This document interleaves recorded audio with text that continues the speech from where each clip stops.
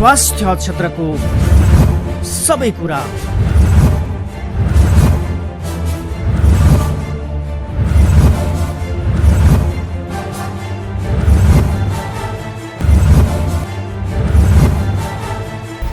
कार्यक्रम स्वास्थ्य दर्पण।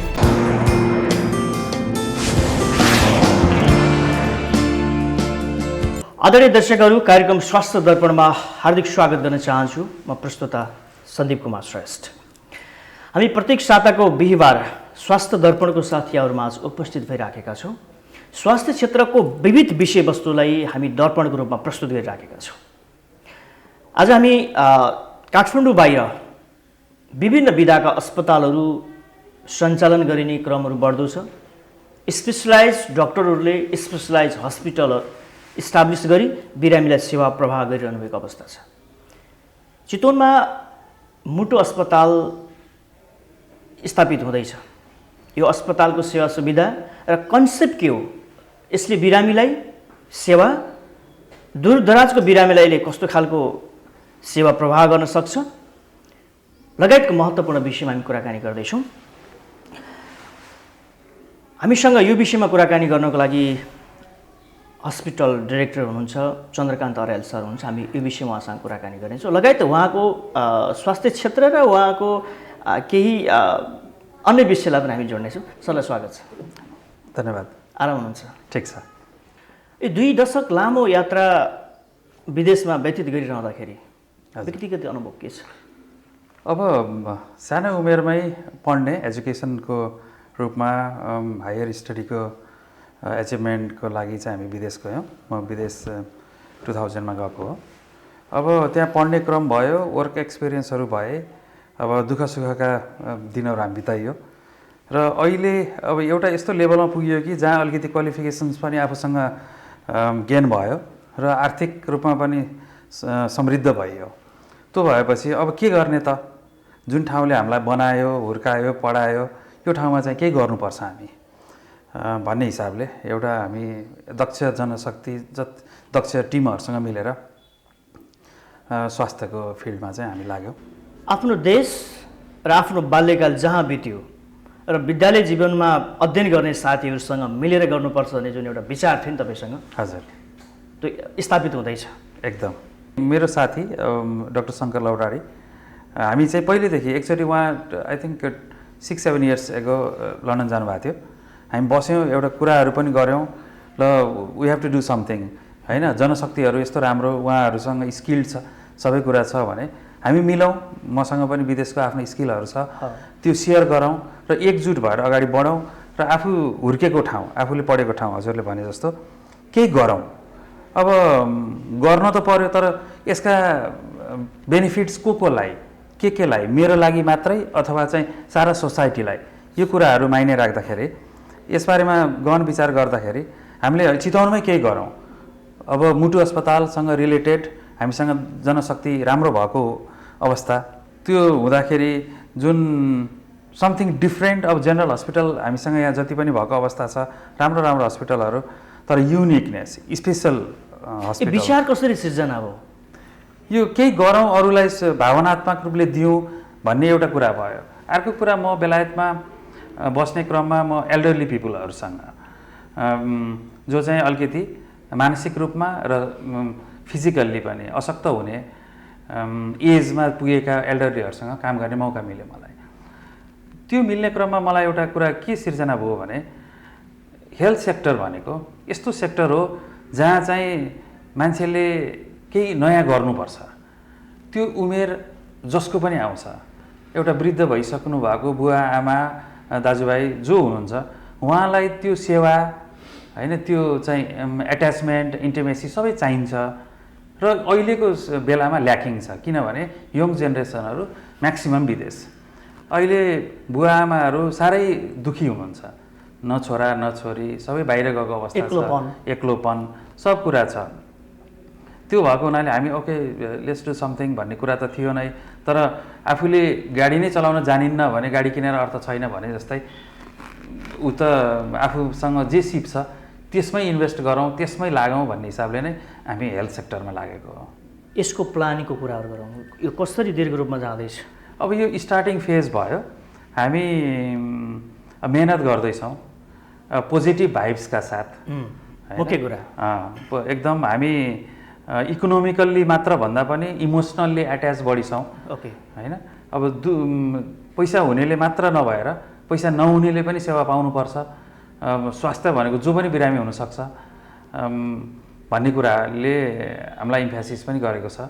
त्यसको लागि हामी त्यसमा गृह कार्य पनि गरिरहेछौँ। फन्डिङहरू चाहिँ एउटा छुट्टै बनाउँदैछौँ हामीले, जो चाहिँ एउटा कुनै गरिब व्यक्ति आउनुभयो उपचारको लागि फर्कन नपरोस्, पैसा छैन भनेर हामी चाहिँ उसलाई फर्काउनै नपरोस् भन्ने हिसाबमा हामी अगाडि बढेका छौँ।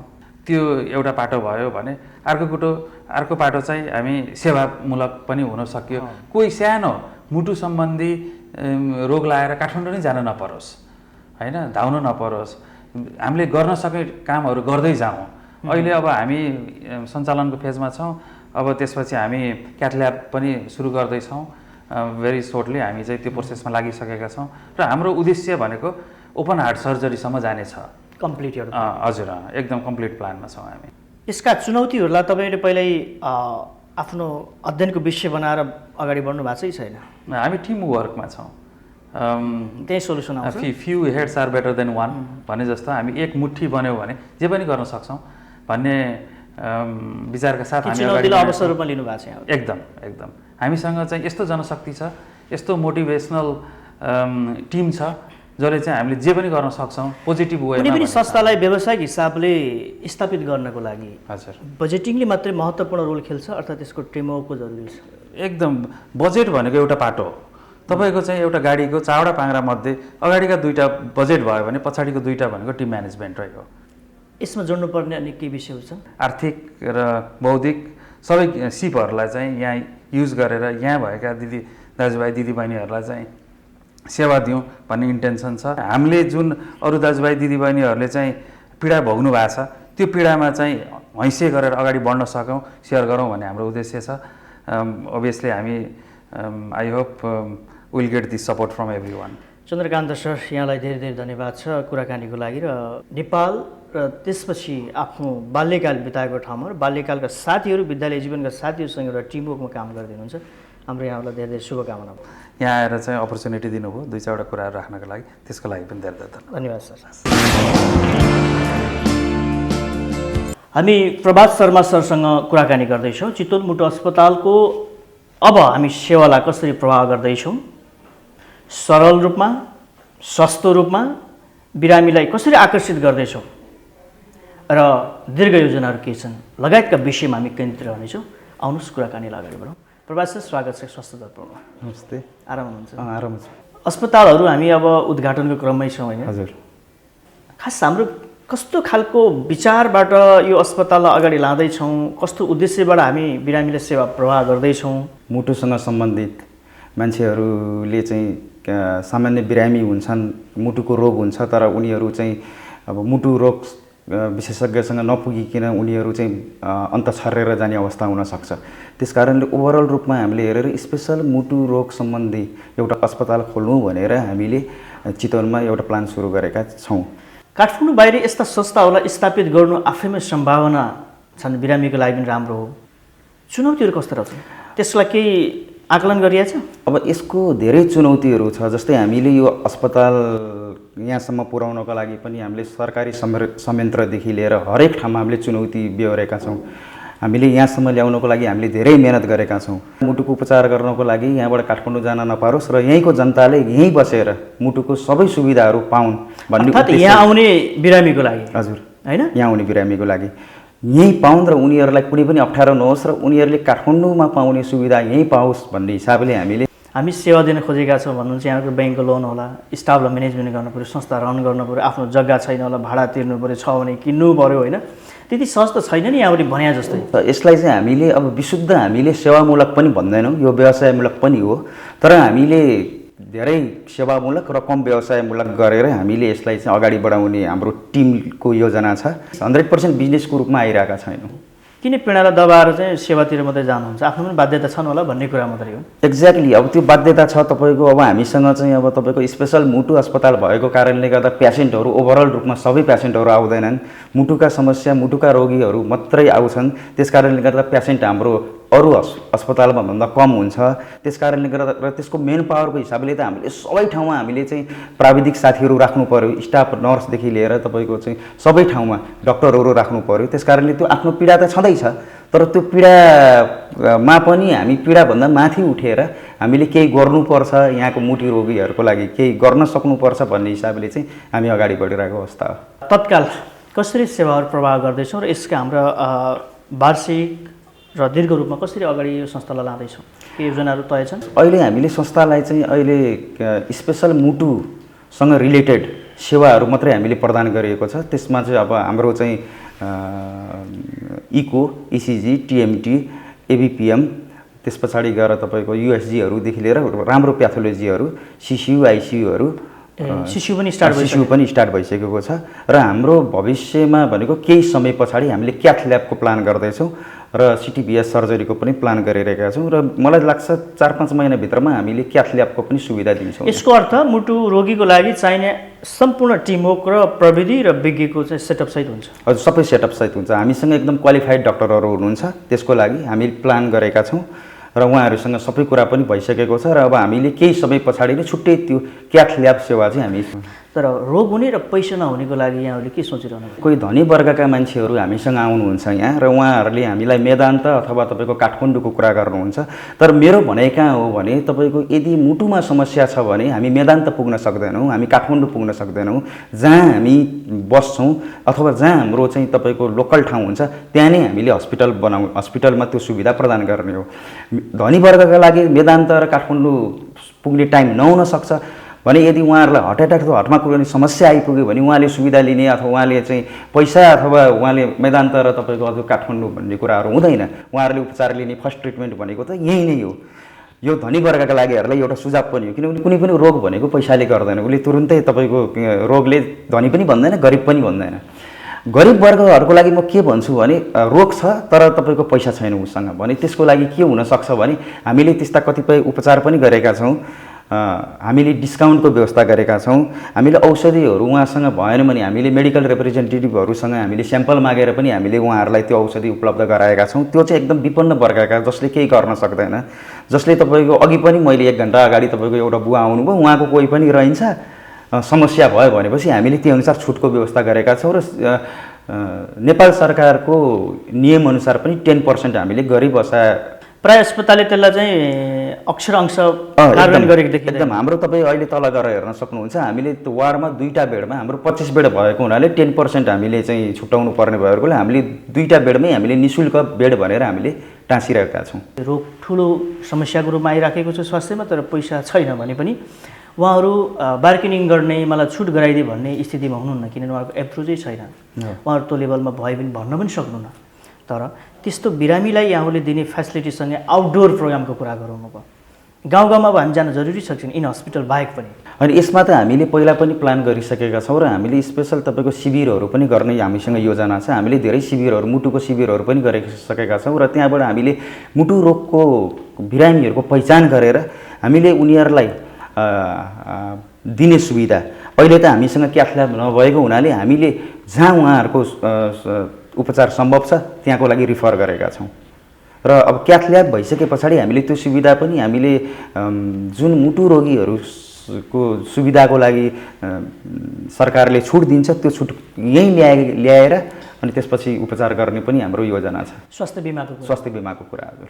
क्याथ ल्याबको मेन पावर चिकित्सक सहित र सिटिबिएस सर्जरीको विज्ञहरू सहितको त्यो टिमको बारेमा यहाँले कसरी एक्सप्लेन गर्नुहुन्छ? त्यति सहज त छैन नि। यसलाई धेरै ठुलो चुनौती छ, किनभने तपाईँको क्याथ ल्याब आफैमा पनि महँगो उपचार पद्धति हो, किनभने यसको मसिनलाई पनि धेरै महँगो पर्छ र सिटिबिएसको तुलनामा केही सस्तो क्याथ ल्याब हुन्छ र यसको हामीसँग विशेषज्ञ क्वालिफाइड विशेषज्ञहरू हामीसँग हुनुहुन्छ। त्यस सँगसँगै हामीसँग नर्सहरू र त्यस पछाडि तपाईँको टेक्निसियनहरू पनि। सर एकैछिन, जस्तो 3टा कुरा देखिन्छ यसमा। हजुर। एउटा सबैभन्दा पहिला सेटअप र इक्विपमेन्ट होइन, प्रविधिहरू चाहियो र त्यसलाई दक्ष चिकित्सक सहितको टिम चाहियो र अर्को चिज तपाईँको चाहिँ त्यो टिमले दिने आउटपुट होइन, त्यो चिजलाई कसरी हेर्नुभयो? यसको लागि चाहिँ हामीले चाहिँ अब तपाईँको जुन मसिन छ क्याथल्याबको जुन हामीले इक्विपमेन्ट छ त्यो चाहिँ हामीले एकदम राम्रो कम्पनीको, सायद मलाई जहाँसम्म लाग्छ धेरै नै राम्रो कम्पनीको हामीले ल्याउने प्लान गरिरहेका छौँ र त्यसबाट पनि अलिकति बिरामीलाई जुन आउटपुट दिन सजिलो हुन्छ, किनभने यन्त्रले नै सबै कुराहरू गर्ने हो एउटा कुरो। त्यसपछि हामीले जुन टिम भन्नुभयो, टिममा पनि हामीले क्वालिफाइड डक्टरहरू हामीले प्लान गरेका छौँ र त्यो डक्टर मात्रै भएर हुन्न, उहाँहरूको टिम छ र टिम पनि हाम्रो सशक्त हुनुहुन्छ, किनभने यो विधामा धेरै वर्ष काम गर्नुभएको, धेरै वर्ष तपाईँको क्याफमा बिताउनु भएका त्यस्ता हामीसँग चिकित्सकहरू हुनुहुन्छ र उहाँहरूले नै तपाईँको राम्रोसँग सेवा दिनुहुन्छ भन्ने हामीलाई लाग्छ। र तपाईँको आउटपुटको कुरामा त अब तपाईँको सकेसम्म राम्रो नतिजा दिने कोसिस रहन्छ, राम्रो नतिजा दिने कोसिस रहन्छ। सबै कुरा डक्टर अथवा सबै कुरा हाम्रो हातमा भावना त कुरा गरौँ सर, यसबाट पाइने सन्तुष्टिहरू अन्य उद्योग र अन्य व्यवसायबाट पाइन्छ? मेरो अरू पनि व्यापार बिजनेसहरू छ, त्यो चाहिँ विशुद्ध व्यापारिक बिजनेस भयो, त्यसमा हामी सेवा दिँदैनौँ। तर यो कुरा के छ भने एउटा गरिब मान्छे रुँदै रुँदै मान्छे अस्पतालभित्र छिर्छ र ऊ त्यहाँ सन्चो भएर र हामीले उसलाई चाहिँ मुस्कानसहित हामीले जब बाहिर पठाउँदाखेरिको त्यो छुट्टै आनन्द हुन्छ। दीर्घ योजनालाई हामी कसरी चाहिँ फुलफिल गर्छौँ होला? अहिले यो हाम्रो 25 शय्याको मात्रै विशेषज्ञ मुटु अस्पतालको रूपमा रहेको छ। यसले अहिले हामीले चाहिँ 25 शय्याबाट मात्रै सेवा विस्तार गर्छौँ हामी। र हाम्रो भविष्यमा के छ भने केही समय पछाडि हामीले क्याथ त ल्याइ नै हाल्छौँ 3-4 महिनाभित्रमा, त्यसपछि सिटिबिएस सर्जरीको पनि प्लान गरेका छौँ र अहिले हामीसँग खास 2-3 वर्षभित्र गर्ने प्लान चाहिँ हामीले 100 बेडको मुटु अस्पताल आफ्नै भवनमा हामीले प्लान गरेका छौँ, ताकि मान्छेहरूलाई यो मुटु अस्पताल 100 बेडको र धेरै बिरामीहरूलाई पनि हामीले सेवा दिन पाउनुपर्छ र सेवा दिने लक्ष्यसहित चाहिँ हामीले चाहिँ त्यो प्लान गरेका छौँ, सिटिबिएस प्लस 100 बेडको आफ्नै अस्पताल। प्रभाजी, पछिल्लो समयमा हामी मुटु रोगीको उपचारमा हामीले गरेका योगदानहरू, नयाँ योजनाहरू, जो मैले सुरुमा भने जस्तै सस्तो, छिटो, छरितो रूपमा कसरी सेवा प्रवाह गर्न सक्छौँ, यस्ता विषयमा कुराकानी गरौँला। आज जुन महत्त्वपूर्ण विषयमा महत्त्वपूर्ण समय सहित तपाईँले आफ्नो कुरा राखिदिनु, धन्यवाद छ। नमस्ते। संस्थागत विचार तथा मेरो पर्सनल विचार यहाँ राख्ने मौका दिनुभयो, यसको लागि यो स्वास्थ्य दर्पण टिम लगायत सन्दीप सर हजुरलाई धन्यवाद। स्वास्थ्य क्षेत्रको सबै कुरा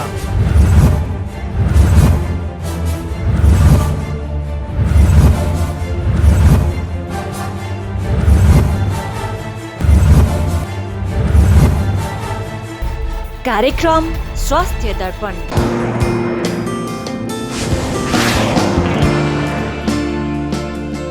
आज हामी स्वास्थ्य दर्पणमा ठ्याक्कै यही रोग र उपचार पद्धति भन्दा पनि चिकित्सकले सहर केन्द्रित बिरामीलाई उपचार गर्दै गर्दाको अनुभूति, एउटा सुविधा सम्पन्न सहर जसको फेरि एउटा ग्रामीण भेगमा निश्चित स्रोत साधन जनशक्तिको बिचमा बिरामीलाई उपचार गर्दै गर्दाको अनुभूति कस्तो हुनसक्छ र बिरामीको त्यहाँ विविध पक्षको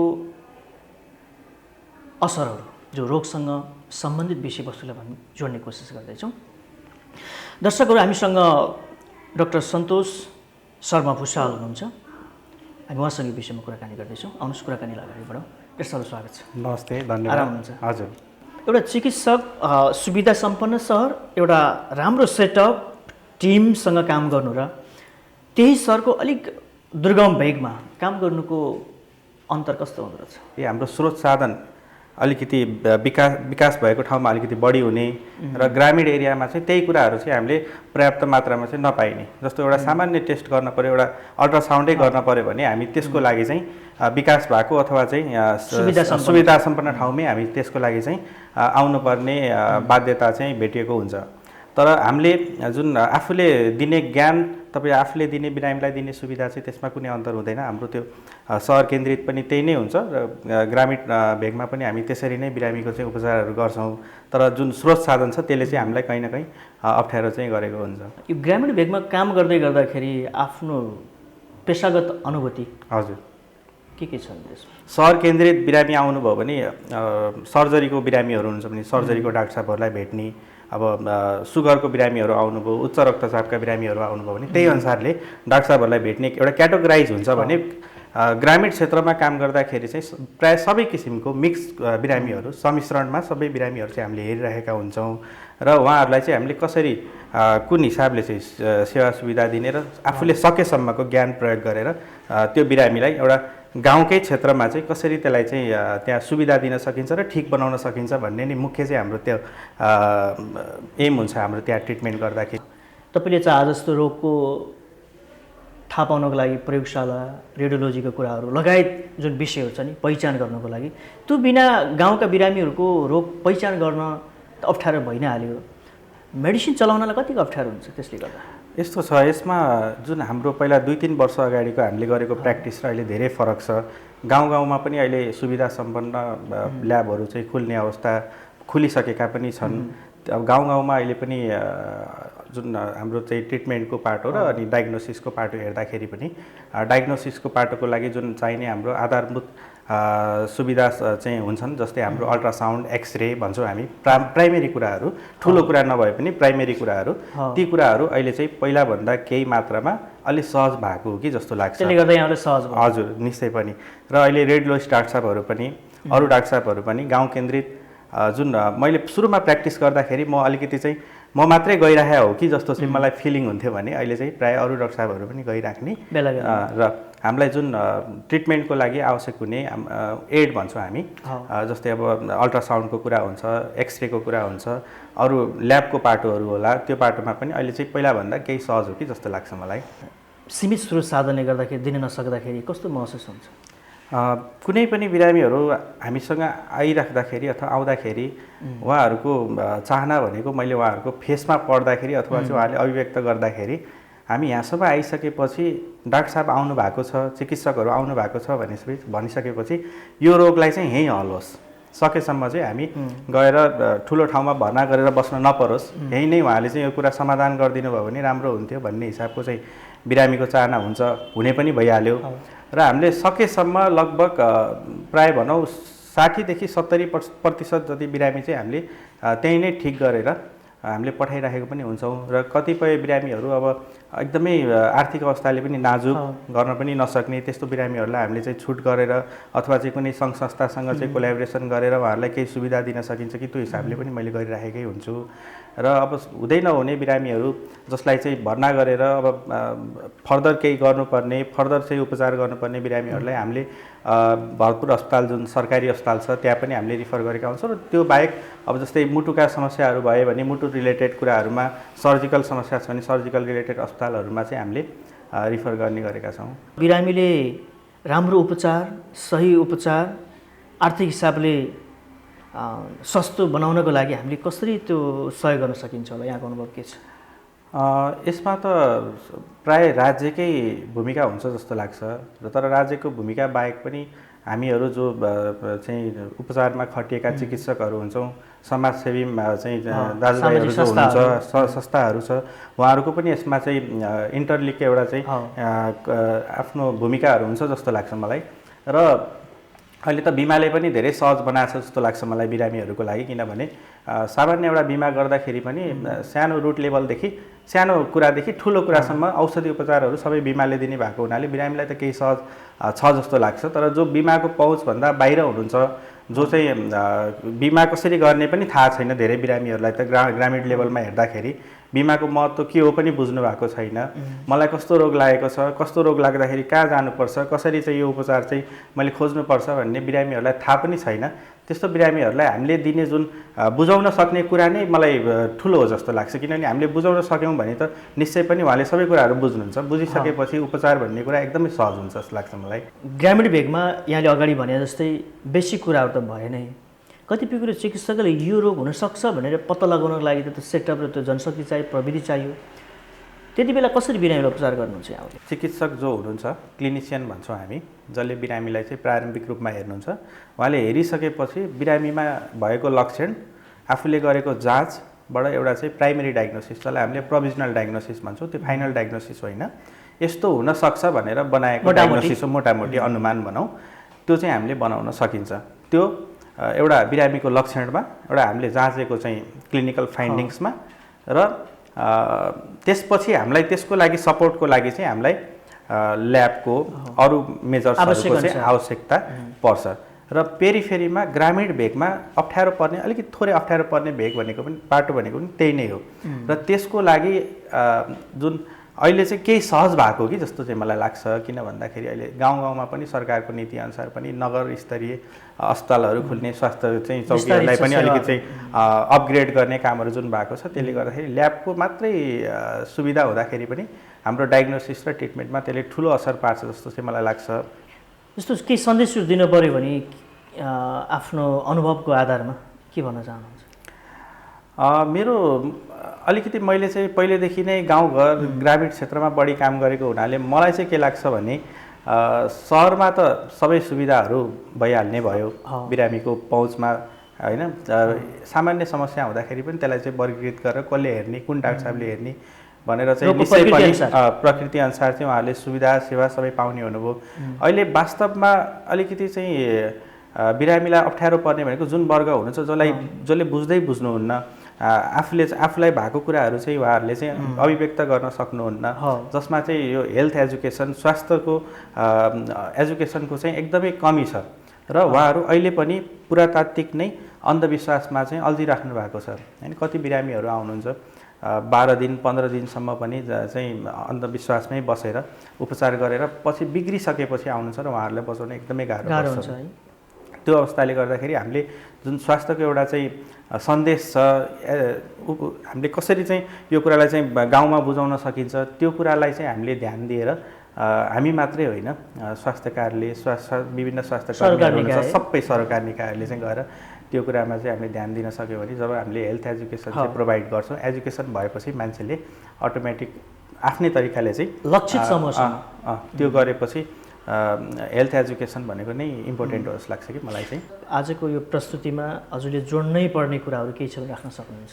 पहिला सर्वप्रथम त म स्वास्थ्य दर्पण जुन टिम छ हजुरले गर्नुभएको योगदान पहिला चितवन केन्द्रित कार्यक्रमदेखि अहिले देशव्यापी गएर विभिन्न डाक्टर साहबहरूलाई चाहिँ चिनाउने मौका चिन्ने मौका सबै कुरालाई चाहिँ हामीलाई जुन दिनुभएको छ त्यसको लागि चाहिँ म हजुरलाई हृदयदेखि नै धन्यवाद दिन चाहन्छु। यहाँलाई पनि धन्यवाद। र अर्को कुरा भनेको म के भन्न चाहन्छु भने स्वास्थ्यभन्दा ठुलो केही पनि छैन त्यो प्राइमेरी कुरा भयो होइन। त्यसको लागि चाहिँ पहिला आफू स्वस्थ रहौँ आफू स्वस्थ रह्यो भने नै समाजलाई चाहिँ हामी स्वस्थ राख्न सक्छौँ र आफूमा भएका स्वास्थ्य समस्याहरू चाहिँ नलुकाउँ त्यसलाई चाहिँ प्रस्फुटित गरौँ बाहिर चाहिँ हामी निकालौँ भनौँ कहाँ सेयर गर्न सकिन्छ त्यो कुराहरूलाई सेयर गरेर आफू चाहिँ पूर्ण रूपमा स्वास्थ्य लाभ गरौँ भन्न चाहन्छु म। यहाँले व्यक्तिगत हिसाबले चिकित्सकको रूपमा जुन प्रयास गरिरहनु भएको छ फरक ढङ्गबाट त्यसको लागि यहाँलाई पनि धेरै धेरै धन्यवाद र यहाँले गरेका अझ राम्रो विषयवस्तुहरूलाई हामीले हाम्रो स्वास्थ्य दर्पण मार्फत दर्शकमाझ प्रस्तुत गर्न पाऊँ। आजको लागि जुन महत्त्वपूर्ण समय दिनुभयो आफ्नो अनुभवसहितको विचार राखिदिनु भयो धन्यवाद सर। धन्यवाद हजुरलाई। दर्शकहरू आजको प्रस्तुति कस्तो लाग्यो? हामी अर्को प्रस्तुतिमा फरक विषयवस्तुको साथ उपस्थित हुने कोसिस गर्नेछौँ। तबसम्मको लागि स्वास्थ्य दर्पणका सम्पूर्ण युनिटको साथ म प्रस्तुता सन्दीप कुमार श्रेष्ठ पनि आज्ञा चाहन्छु। नमस्कार।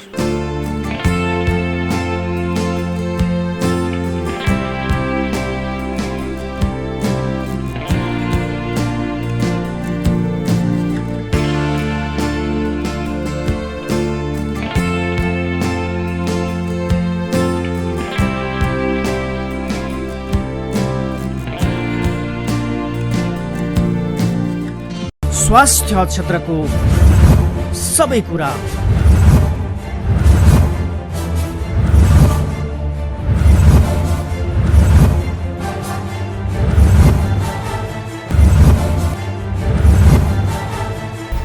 कार्यक्रम स्वास्थ्य दर्पण